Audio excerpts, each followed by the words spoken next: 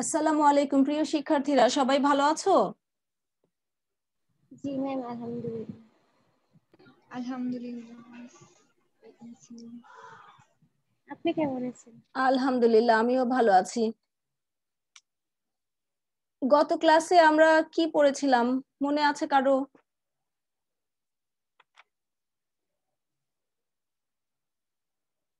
কারো মনে নেই, তাই না? এখন কি ক্লাস?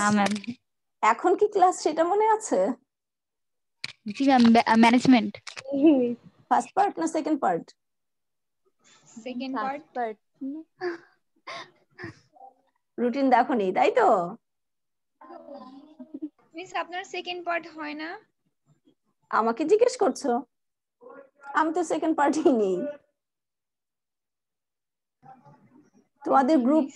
তোমাদের গ্রুপে যে রুটিন দেওয়া হয়েছে সেই রুটিন দেখোনি কেউ? গ্রুপে ঢুকে রুটিন দেখবা। পারভেজ স্যার নতুন রুটিন দিয়েছো তো?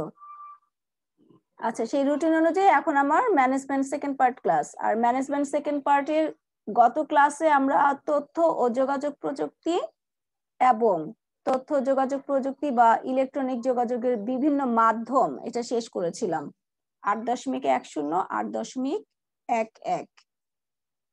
ঠিক আছে, সবার সামনে বই আছে তো না? জি মিস।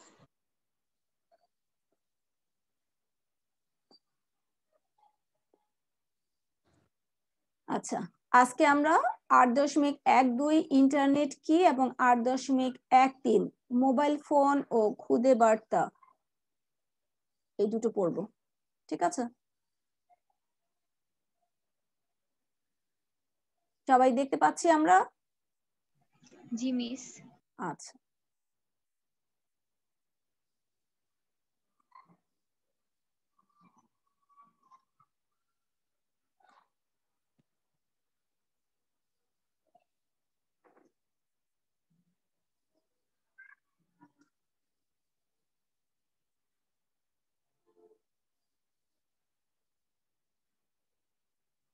প্রথমে দেখো 8.12 ইন্টারনেট কি।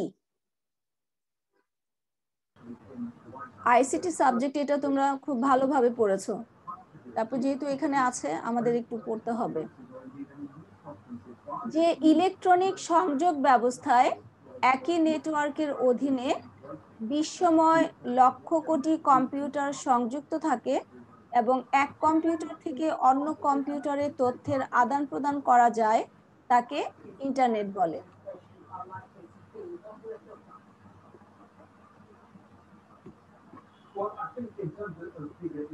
আচ্ছা, কারো বাসায় মনে হয় টিভির শব্দ পাওয়া যাচ্ছে, সে একটু মিউট করে রাখো বাবা।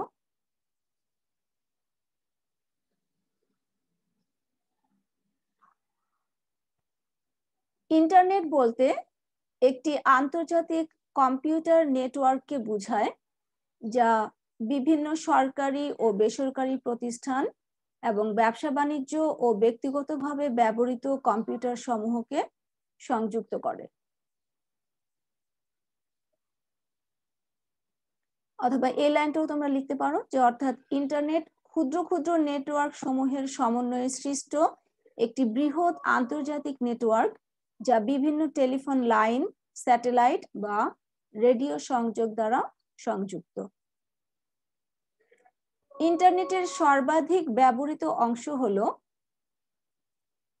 ওয়ার্ল্ড ওয়াইড ওয়েব, সংক্ষেপে WWW বলা হয়।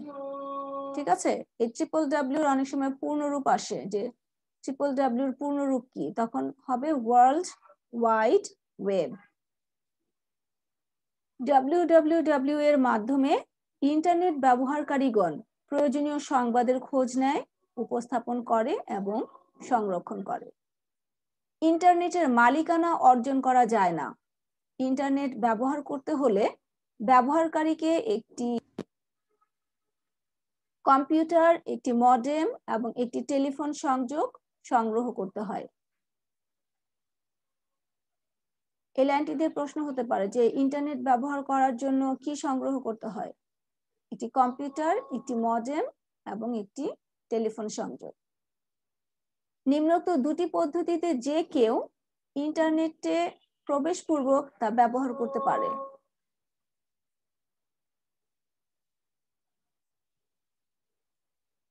এই যে দুটো পদ্ধতি দেখিয়েছে, নাম্বার 1, নাম্বার 2। নাম্বার 1 বলেছে স্কুল, কলেজ, বিশ্ববিদ্যালয়, লাইব্রেরি, কোনো সংগঠন বা কোম্পানি যারা কম্পিউটার ইন্টারনেটের সাথে সংযুক্ত তাদের প্রতিষ্ঠানের ছাত্র বা সদস্য হয়ে।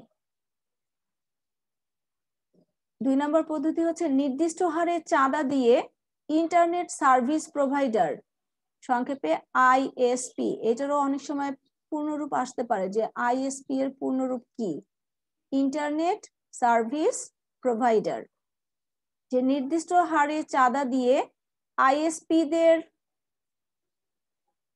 কাছ থেকে ইন্টারনেট ব্যবহারের সুযোগ গ্রহণ করে।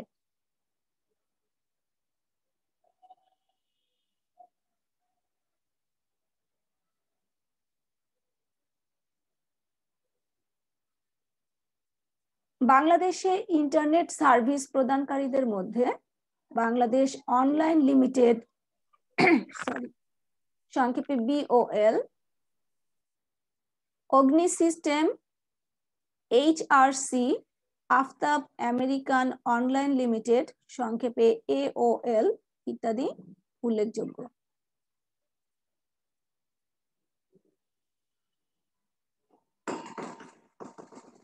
আচ্ছা, এই ছিল হচ্ছে তোমাদের বইতে যে ইন্টারনেট সম্পর্কে তথ্য দেওয়া ছিল সেগুলো। ইন্টারনেট সম্পর্কে আরো কিছু তথ্য আমি অন্য একটি বই থেকে নিয়েছি তোমাদের সুবিধার জন্য, সেটাও একটু দেখাচ্ছি।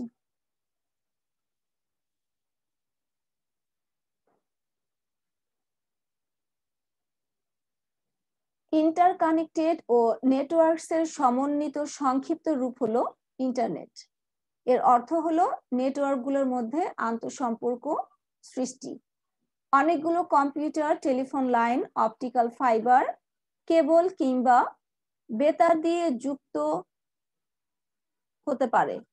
এতে কম্পিউটারগুলোর মধ্যে একটি নেটওয়ার্ক তৈরি হয়। এরকম অসংখ্য কম্পিউটার নেটওয়ার্কের সমন্বয়ে ইন্টারনেট তৈরি হয়। অর্থাৎ ইন্টারনেট হলো পরস্পরের সাথে সংযুক্ত অনেকগুলো কম্পিউটার নেটওয়ার্কের সমষ্টি, যা আইপি বা ইন্টারনেট প্রোটোকলের মাধ্যমে কম্পিউটারগুলো পরস্পরের সাথে তথ্য আদান প্রদান করে।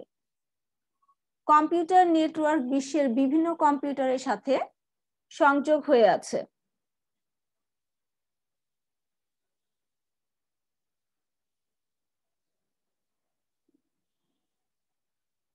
এই কম্পিউটারের সাথে আমাদের ব্যবহৃত কম্পিউটার রাউটার এবং সার্ভারের মাধ্যমে সংযোগ হয়ে তথ্য সংগ্রহ করে।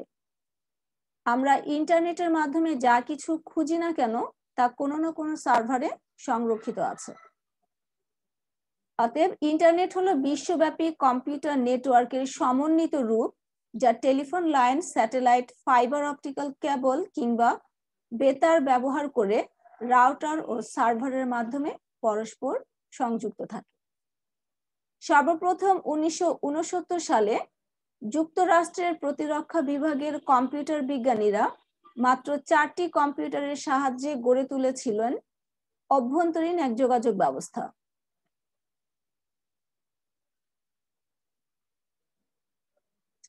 উক্ত ব্যবস্থাটি আরপানেট নামে পরিচিত ছিল। এই আরপানেট ব্যবস্থা থেকেই পরবর্তীতে ইন্টারনেট ধারণার উদ্ভব হয়। 1990-এর দশকে বিশ্বের মানুষ পরিচিত হয় ইন্টারনেট প্রযুক্তির সাথে। লাইনটা দিয়ে প্রশ্ন হতে পারে যে বিশ্বের মানুষ ইন্টারনেট প্রযুক্তির সাথে পরিচিত হয় কোন দশকে? তখন আনসার হবে 1990-এর দশকে। বাংলাদেশে 1996 সালের 6 জুন ইন্টারনেট ব্যবহার সবার জন্য উন্মুক্ত করে দেওয়া হয়। এটা থেকেও বহু নির্বাচনে আসতে পারে যে বাংলাদেশে সবার জন্য ইন্টারনেট ব্যবহার উন্মুক্ত করে দেওয়া হয় কখন? তখন আনসার হবে 1996 সালের 6 জুন। আচ্ছা মিস, 1990 এর দশকে যে বলেছি মানে কি 1990 সাল? দশক বলতে কি সাল বোঝাচ্ছে? না, দশক বলতে 1990 থেকে পরবর্তী 10 বছর যেটা। আচ্ছা মিস, বুঝেছি, থ্যাংক ইউ। 1980 সালের দিকেও কম্পিউটারগুলোর নিজেদের মধ্যে তথ্য বিনিময় করার ক্ষমতা ছিল না। প্রতিটি মেশিন আলাদা আলাদা প্রস্তুতকারী দ্বারা প্রস্তুতকৃত ছিল। কেউই অন্য মেশিনের ভাষা বুঝতে সক্ষম ছিল না। কম্পিউটারগুলো শুধু সেই প্রোগ্রামগুলোই চালাতে পারত যা বিশেষভাবে নির্দিষ্ট কম্পিউটারের জন্য লেখা হতো। ইমেল এবং চ্যাটের মতো জিনিসগুলো ছিল তখন অসম্ভব ব্যাপার। এই সমস্যার সমাধান করেন ওয়ার্ল্ড ওয়াইড ওয়েবের জনক ব্রিটিশ পদার্থবিদ ও কম্পিউটার বিজ্ঞানী জন টিম বার্নার্স লি। একটু খেয়াল করো, আমি কয়েকটি শব্দ আন্ডারলাইন করেছি। যে ওয়ার্ল্ড ওয়াইড ওয়েব অর্থাৎ WWW, যেটা WWW এর আবিষ্কারক কে? তিনি হচ্ছেন জন টিম বার্নার্স লি। তিনি 1989 সালে WWW উদ্ভাবন করেন। এই কয়েকটি শব্দ দিয়ে দুই ভাবে প্রশ্ন হতে পারে যে WWW উদ্ভাবন করেন কে, তখন আনসার হবে জন টিম বার্নার্স লি। তিনি হচ্ছেন ব্রিটিশ পদার্থবিদ এবং কম্পিউটার বিজ্ঞানী। অথবা WWW কত সালে উদ্ভাবন করা হয়, তখন আনসার হবে 1989 সালে। এর দ্বারা সব কম্পিউটারের মধ্যে যোগাযোগ সহজ হয়ে যায়। তিনি তথ্য শেয়ার করার জন্য যে সাধারণ ভাষার প্রচলন করেন তার নাম HTML। HTML পূর্ণ রূপ হচ্ছে hyper text mark up language. অনেক সময় প্রশ্ন হতে পারে যে কম্পিউটারের মধ্যে তথ্য শেয়ারের যে সাধারণ ভাষা আছে সেই ভাষাটির নাম কি, তখন সেটার আনসার হবে HTML। অথবা HTML এর পূর্ণ রূপ কি, তখন আনসার হবে hyper text mark up language. ঠিক আছে, এই তথ্যগুলো কি তোমরা আগেই জানতে? আনমিউট করে আমার প্রশ্নের উত্তর দাও। কয়েকটা জানতাম আর কয়েকটা জানতাম না। আচ্ছা, আইসিটি তে তোমরা পড়েছো তাই তো, আইসিটি চ্যাপ্টারে? জি মিস। আচ্ছা, আমি এটা দিলাম কেন, ধরো বিশ্ব তো এগিয়ে যাচ্ছে, প্রতিনিয়ত অনেক কিছু চেঞ্জ হচ্ছে, কাজেই ওই পরিবর্তিত তথ্যগুলো আমাদের জানা দরকার, সেজন্য আমার এটা দেওয়া। ঠিক আছে,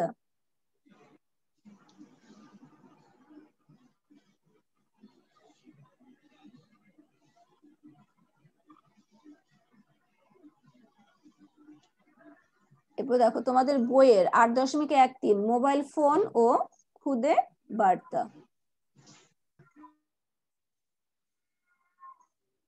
হাতে বহনযোগ্য টেলিফোন সেট মোবাইল ফোন নামে ব্যাপকভাবে পরিচিত। টেলিফোন ব্যবস্থায় ইলেকট্রনিক বা ডিজিটাল যোগাযোগ পদ্ধতি ব্যবহারের ফলে আগের দিনের তার নির্ভর টেলিফোন ব্যবস্থার কার্যত ইতি ঘটেছে। অর্থাৎ ওই তার নির্ভর যে টেলিফোন ছিল সেটা আপাতত আর নেই। ফিক্সড বা ল্যান্ড ফোনেও আজকাল উন্নত ইলেকট্রনিক যোগাযোগ পদ্ধতি ব্যবহার করা গেলেও যেহেতু এক্ষেত্রে নির্দিষ্ট স্থানে বসেই যোগাযোগ করতে হয়, তাই এখন ল্যান্ড ফোনের ব্যবহারও কমে এসেছে। সেই জায়গা ব্যাপকভাবে দখল করেছে মোবাইল ফোন। ছোট্ট মোবাইল সেট এখন শুধুমাত্র কথা বলার জন্যই নয়, এর সাথে ইন্টারনেট সুবিধা যুক্ত হওয়ায় হাতের মোবাইল ফোনটি এখন যোগাযোগ, তথ্য সংগ্রহ, তথ্য প্রদান, ব্যাংকিং, শপিং, মার্কেটিং ইত্যাদি নানান কাজে ব্যবহৃত হচ্ছে। বিভিন্ন মোবাইল ফোন সেবা পরিবেশক কোম্পানি সমূহ নিজস্ব টাওয়ার এবং উন্নত প্রযুক্তির স্যাটেলাইট প্রযুক্তি সম্পন্ন যন্ত্রপাতি বসিয়ে নির্দিষ্ট এলাকায় মোবাইল ফোন সেবা প্রদান করছে। একজন ব্যক্তি মোবাইল সেট কিনে ও মোবাইল সার্ভিস প্রদানকারী কোম্পানির সিম ক্রয় ও ব্যবহার করে এই সকল সুবিধা গ্রহণ করতে সক্ষম হচ্ছে। মোবাইল ফোনের আরেকটি গুরুত্বপূর্ণ ব্যবহার হলো খুদে বার্তা সেবা, শর্ট মেসেজ সার্ভিস, সংক্ষেপে বলা হয় SMS। খেয়াল করে আন্ডারলাইন করেছি, এটা অনেক সময় বহু নির্বাচনী হয় যে SMS এর পূর্ণ রূপ কোনটি। Short message service. এক্ষেত্রে সংক্ষেপে বার্তা লিখে দেশ বিদেশে যে কোনো মোবাইল ফোন নম্বরে তা পাঠানো যায়। এতে খরচ যেমন খুবই কম, তেমনি দ্রুততা প্রেরণ ও যোগাযোগও সম্ভব। বিভিন্ন প্রতিযোগিতায় SMS পাঠিয়ে নিজস্ব পছন্দের প্রার্থীকে ভোটদান ব্যবস্থা টেলিভিশনের প্রতিযোগিতা অনুষ্ঠানের আকর্ষণ বৃদ্ধি করেছে। সব মিলিয়ে মোবাইল ফোন ও এতে খুদে বার্তা সেবা অর্থাৎ SMS এখন শিক্ষিত কম শিক্ষিত সব মহলে ব্যাপকভাবে জনপ্রিয়। এই ছিল তোমাদের বইয়ের তথ্য। আরো কিছু তথ্য আমি অন্য একটি বই থেকে নিয়েছি, সেটাও দেখাচ্ছি তোমাদের।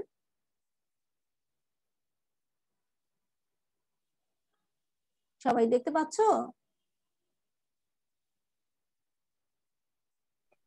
জি ম্যাম। আচ্ছা, জি ম্যাম। এখানে শুধুমাত্র মোবাইল সম্পর্কে অনেক তথ্য দেওয়া আছে, আমি পড়ছি, একটু মন দিয়ে শোনো সবাই।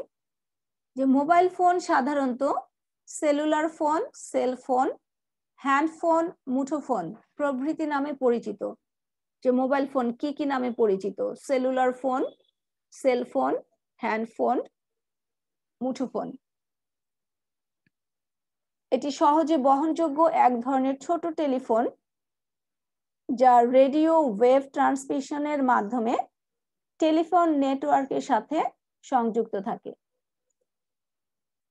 এই লাইনটা দিয়ে আমরা মোবাইল কি এই সংজ্ঞাটা লিখতে পারি যে মোবাইল হচ্ছে সহজে বহনযোগ্য এক ধরনের ছোট টেলিফোন যা রেডিও ওয়েভ ট্রান্সমিশনের মাধ্যমে টেলিফোন নেটওয়ার্কের সাথে সংযুক্ত থাকে।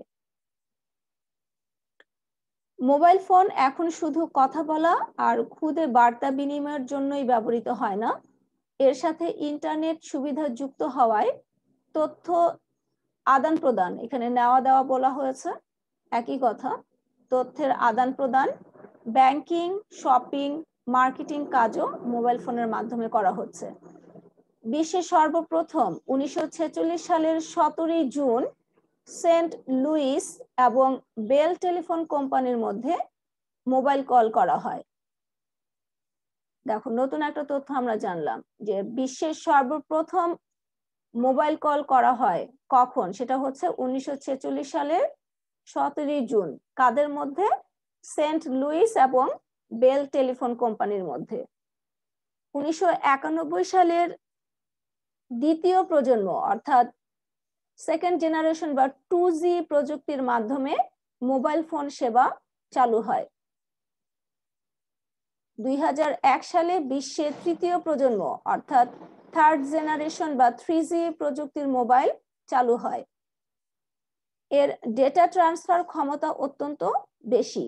3G প্রযুক্তি মোবাইলে বড় ধরনের ডেটা স্থানান্তর ও ব্যান্ডউইথ সংক্রান্ত কিছু সমস্যার কারণে 2009 সালে চতুর্থ প্রজন্মের অর্থাৎ ফোর্থ জেনারেশন বা 4G প্রযুক্তি সম্পন্ন মোবাইল উদ্ভব হয়।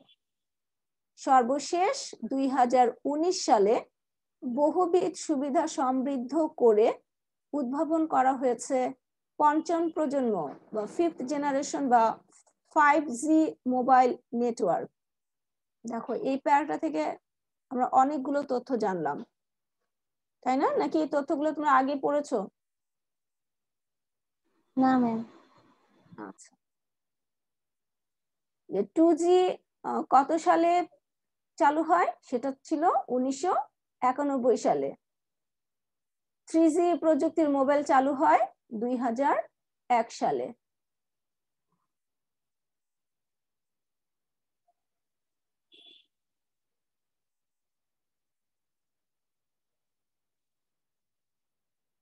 আর 4G প্রযুক্তি সম্পন্ন মোবাইল চালু হয়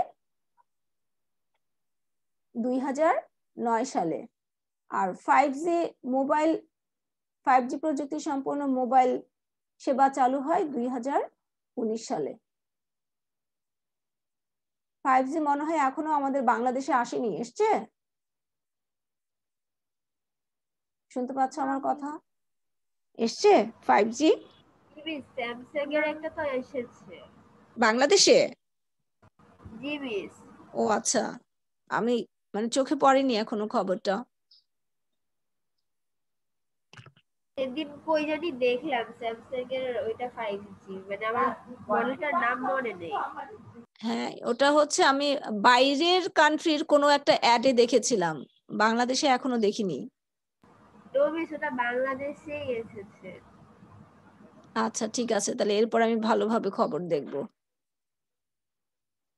দেখলে আমাদেরকেও জানিয়ে দেন। আচ্ছা,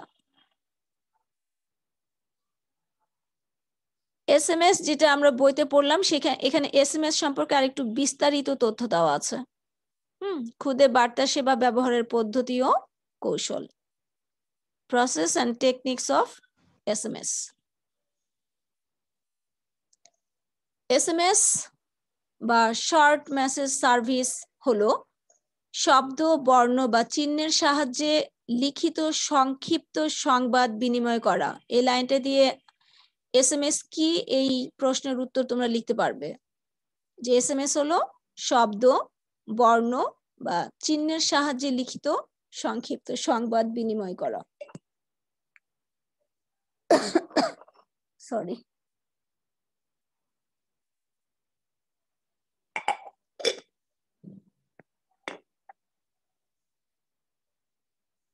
এটি আধুনিক তথ্য ও যোগাযোগ প্রযুক্তির একটি গুরুত্বপূর্ণ অংশ।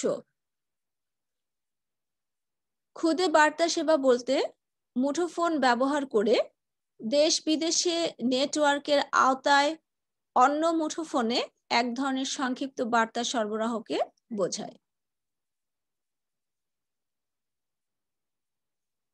দেখো, এই প্রথম প্যারা থেকে আমরা দুই ধরনের প্রশ্নের উত্তর লিখতে পারবো। প্রথমটা ছিল এসএমএস কি, আর এই লাইনটা দিয়ে লেখা যাবে যে এসএমএস সেবা বলতে কি বোঝায় বা এসএমএস সেবা কি।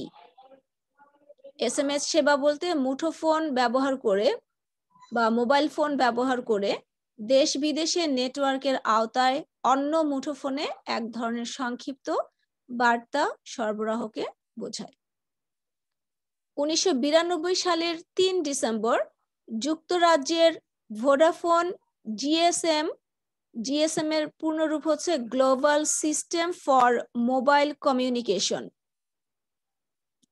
আচ্ছা, 3 ডিসেম্বর যুক্তরাজ্যের ভোডাফোন জিএসএম নেটওয়ার্ক ব্যবহার করে বিশ্বের সর্বপ্রথম এসএমএস প্রেরণ করে। একটা নতুন তথ্য জানলাম।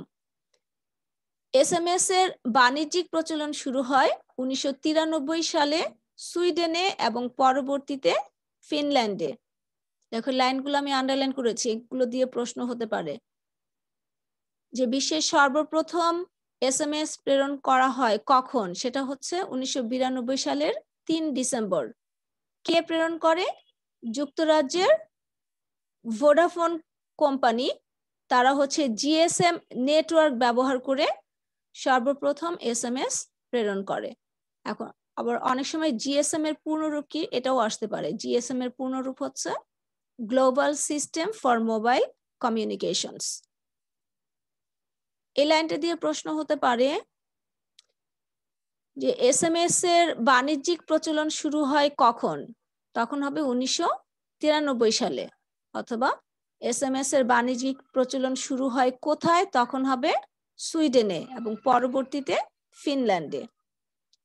এই সেবা পেতে, অর্থাৎ এসএমএস সেবা পেতে প্রথমে যে কোনো মোবাইলের মেসেজ অপশনে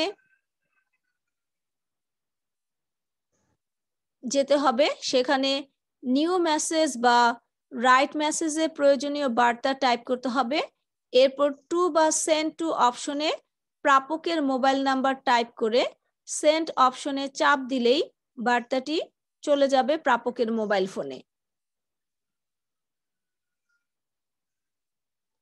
বর্তমানে তথ্য আদান প্রদানে এসএমএস একটি জনপ্রিয় মাধ্যম।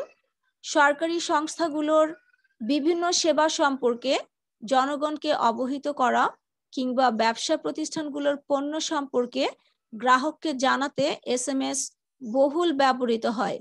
এতে খরচ যেমন কম হয়, তেমনি দ্রুত যোগাযোগ করা সম্ভব হয়। এই ছিল আমাদের আজকের পড়া, ইন্টারনেট এবং মোবাইল ফোন। সবার সামনে বই আছে তো না? আচ্ছা, তোমাদের এই অধ্যায় শেষে জ্ঞানমূলক কোশ্চেন আছে। আচ্ছা, বইতে আর একটু আছে, এটা তোমরা একটু বাসায় দেখে নিবে, আইসিটি ব্যবহারের সুবিধা অসুবিধা। ঠিক আছে, এই সুবিধা অসুবিধা তোমাদের এর আগেও পড়া হয়েছে, আইসিটি চ্যাপ্টারেই তোমরা পড়েছো, এখানেও কিছু দেওয়া আছে, এটা একটু চোখ বুলিয়ে নিবে। আর জ্ঞানমূলক প্রশ্ন যেটা খ নাম্বার সংক্ষিপ্ত প্রশ্ন উত্তর, ওখানে চলে যাও। ওখানে একদম লাস্টের দিকে দেখো, ইন্টারনেট কি, খুদে বার্তা সেবা কি, পেয়েছো?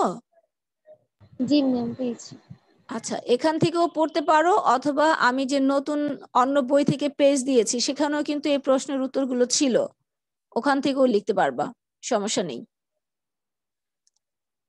ঠিক আছে,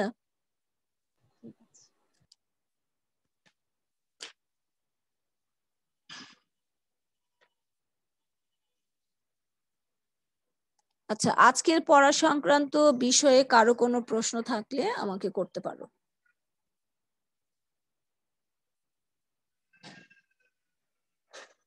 অন্য বই থেকে যে পেজগুলো আমি দিয়েছি, এটা কি তোমরা স্ক্রিনশট দিয়ে নিয়েছো?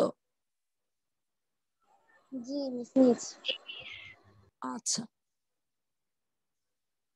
আজকের পড়া সংক্রান্ত বিষয়ে কারো কোনো প্রশ্ন নেই?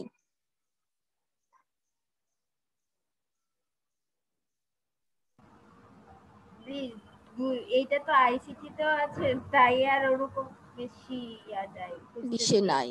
আচ্ছা, ঠিক আছে।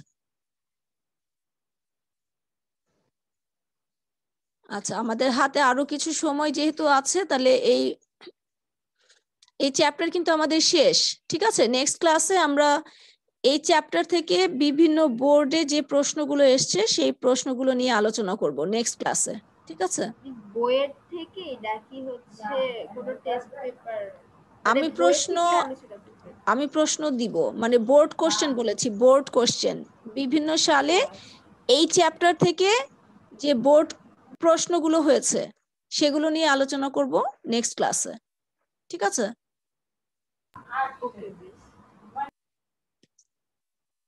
আচ্ছা, আমাদের হাতে যেহেতু কিছু সময় আছে, আমরা একটু বহু নির্বাচনী প্রশ্ন সলভ করি। সবার কাছে বই আছে না? জি মিস। আচ্ছা, প্রথম প্রশ্ন তোমাদের বইয়ের সাথে হয়তো মিলবে না, একটু এদিক সেদিক হবে, একটু খুঁজে নিবে। হ্যাঁ, আমি আমার বইটা দেখেই বলছি। সেটা হচ্ছে, যোগাযোগ প্রক্রিয়ার প্রথম উপাদান কি? এই প্রশ্নটা কি আছে তোমাদের বইতে? জি মিস, আছে। হ্যাঁ, এটা আনসার কি হবে বলো? যোগাযোগ প্রক্রিয়ার প্রথম উপাদান কি? প্রেরক, ক হবে। এক, প্রেরক। ঠিক আছে, ভেরি গুড। 2 নম্বর প্রশ্ন, যোগাযোগ প্রক্রিয়ার সর্বশেষ উপাদান কোনটি?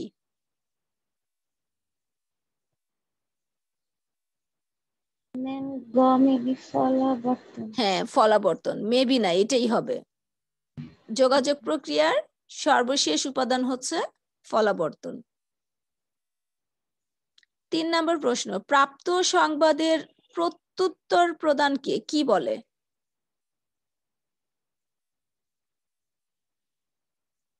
প্রাপ্ত সংবাদের ফলাবর্তন হবে। ফলাবর্তন হবে, ভেরি গুড।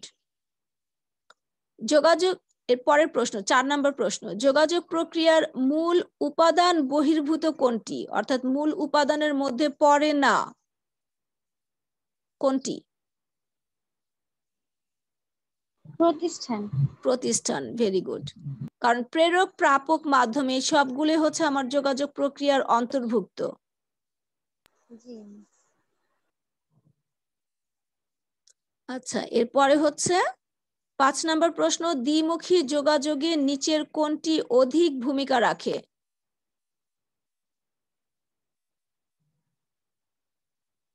ম্যাম, এটা ফলাবর্তন হবে। ফলাবর্তন হবে, হ্যাঁ। এর পরের প্রশ্ন হচ্ছে প্রতিদিন কোন কাজে একজন ব্যবস্থাপক বেশি সময় ব্যয় করে? যোগাযোগ। যোগাযোগে। Very good. নেক্সট কোশ্চেন, প্রাপক কর্তৃক গৃহীত সংবাদের মানসিক বিন্যাসকে কি বলে? প্রাপক কর্তৃক গৃহীত সংবাদের মানসিক বিন্যাসকে কি বলে? প্রশ্নটা কি বুঝতে পেরেছো? যে প্রাপক যে সংবাদটা পেল, সে সংবাদ পাওয়ার পরে সে নিজে নিজে সেই সংবাদকে একটি মানে বিন্যাস করে, গুছিয়ে নেয় নিজের মতো করে, এটাকে কি বলে? ডিকোডিং, এনকোডিং, সংবাদ ফলাবর্তন, কি বলে বলো? Decoding. Decoding. Very good, decoding. এরপরের প্রশ্ন হচ্ছে একই মর্যাদায় কর্মরত উৎপাদন ব্যবস্থাপক ও বিক্রয় ব্যবস্থাপকের মধ্যকার যোগাযোগ কোন ধরনের? একই সমান্তরাল। সমান্তরাল। Very good. এরপরের প্রশ্ন হচ্ছে প্রতিষ্ঠানের এমডি সরবরাহকারী প্রতিষ্ঠানের এমডির সাথে যোগাযোগ করলে তার নিচের কোন ধরনের যোগাযোগ হবে? এক প্রতিষ্ঠানের এমডি অন্য প্রতিষ্ঠানের এমডির সাথে যোগাযোগ করছে। সমান্তরাল, নিম্নগামী, কৌণিক, বাহ্যিক, কোনটা?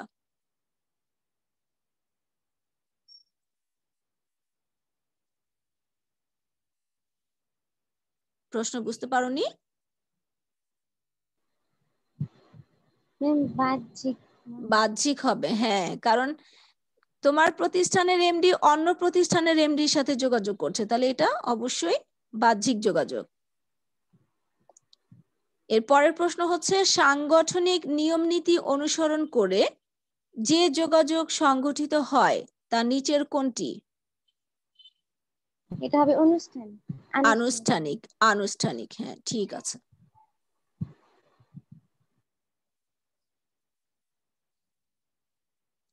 মালিহা, নওরিন, ইয়াসনা এরা তো কথা বলছে না, সব প্রশ্নের উত্তর শুধু হাফিজাই আমাকে দিচ্ছে, কারণটা কি? এরপরের প্রশ্নের উত্তর দিবা বইটা এখন আমার কাছে নাই, তাই। বইটা কার কাছে? বইটা এখন অন্য জায়গায়। আর তুমি কোন জায়গায়? আমি তো মিস নিচে, বই উপরে। মানে কি তুমি বইয়ের উপরে বসে আছো? না না মিস, মানে হচ্ছে বিল্ডিং এর দুই তলায়, তাই। আচ্ছা ঠিক আছে, এরপর থেকে যখনই ক্লাস করতে বসবে বইটা সাথে নিয়েই ক্লাস করতে বসবে, ঠিক আছে? জি মিস, আমি আজকে ভুলে গেছিলাম এই বইটা আনতে। আচ্ছা ঠিক আছে, তাহলে তুমি খালি মন দিয়ে শুনতে থাকো, অথবা কাগজ কলম থাকলে একটু চট করে লিখে রাখো সংক্ষেপে, পরে বই জি খুলে মিস, তুমি দাগাতে পারবে। জি মিস। আচ্ছা, আমরা কোথায় ছিলাম? আনুষ্ঠানিক যোগাযোগ গিয়েছে, তাই না? আচ্ছা, এর পরের প্রশ্নটি জি। হচ্ছে নিচের কোনটি শব্দ বহির্ভূত যোগাযোগ? শব্দ বহির্ভূত অর্থাৎ শাব্দিক যোগাযোগের মধ্যে পড়ে না। প্রতীক। প্রতীক। ভেরি চিঠি। গুড। না না, প্রতীক হবে, প্রতীক। শব্দ, প্রতীক নাই। হ্যাঁ, শব্দ বহির্ভূত, তুমি সিম্বল দেখাবা, প্রতীক বা চিহ্ন, এটা শব্দ বহির্ভূত যোগাযোগ, ঠিক আছে? আচ্ছা, এর পরের প্রশ্ন হচ্ছে নিচের কোনটি শাব্দিক যোগাযোগ? শব্দ ব্যবহার করতে হয় কোন যোগাযোগে? চিঠি। চিঠি। গুড। এর পরের প্রশ্ন বলেছে নিচের কোনটি ধ্বনিভিত্তিক যোগাযোগ মাধ্যম?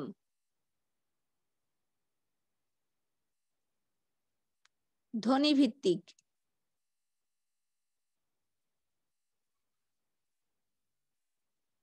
এটা হবে কথোপকথন, ঠিক আছে? জি। আচ্ছা, এরপরে বলেছে নিচের কোনটি লিখিত যোগাযোগের মাধ্যম? লিখিত যোগাযোগের মাধ্যম SMS এসএমএস। Very good. এর পরের প্রশ্ন হচ্ছে কলেজের ঘন্টা বাজানোর শব্দ কোন ধরনের যোগাযোগ? এটা হবে শব্দ বহির্ভূত। শব্দ বহির্ভূত। ঠিক আছে। এরপরে বলেছে কোনটির সাহায্যে একই সাথে দৃষ্টিগ্রাহ্য ও শ্রবণযোগ্য যোগাযোগ সংগঠিত হয়? দৃষ্টিগ্রাহ্য মানে হচ্ছে দেখা যায় এবং শ্রবণযোগ্য মানে শোনাও যায়। দেখা যায় এবং শ্রবণ করা যায়। Video conference. Very good. Video conference. যোগাযোগ ব্যবসার কাজে কি বৃদ্ধি করে? গ্রহণযোগ্যতা, শৃঙ্খলা, সম্পৃক্ততা, দক্ষতা। ম্যাডাম শৃঙ্খলা মনে হয়। না, এটা হবে সম্পৃক্ততা। ঠিক আছে।